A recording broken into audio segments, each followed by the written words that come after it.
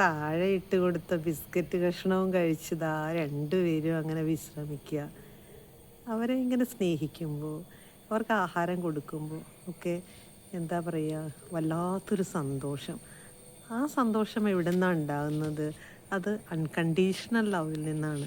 ഇപ്പം നമ്മൾ അവർക്ക് ആഹാരം കൊടുത്തില്ലെങ്കിൽ അവർ നമ്മളെ ഉപദ്രവിക്കാനൊന്നും ചീത്ത പറയാനൊന്നും പോകുന്നില്ലല്ലോ.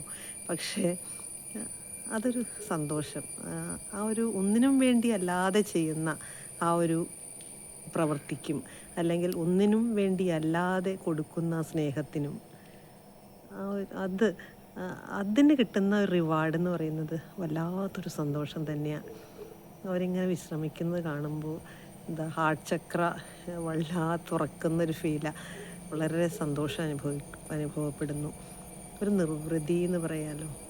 മനുഷ്യർക്ക് സ്നേഹം കൊടുത്തിട്ട് നമുക്കൊരിക്കലും ഇത് കിട്ടില്ല. കാരണം അവരുടെ കുറ്റമല്ല.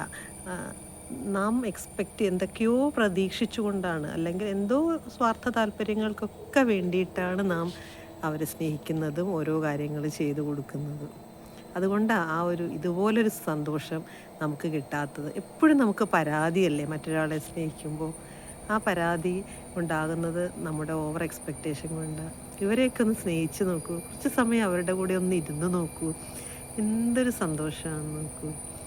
അങ്ങനെ എന്തോ ക്ഷീണം കൊണ്ട് ഇങ്ങനെ വെയിലൊക്കെ ഉള്ള സമയമാണ്, അതുകൊണ്ടായിരിക്കാം ഇങ്ങനെ ഉറക്കം തൂങ്ങിയിരിക്കുന്ന ഒരാൾ ദാ പതിയെ എഴുന്നേറ്റ് നടക്കുന്നു.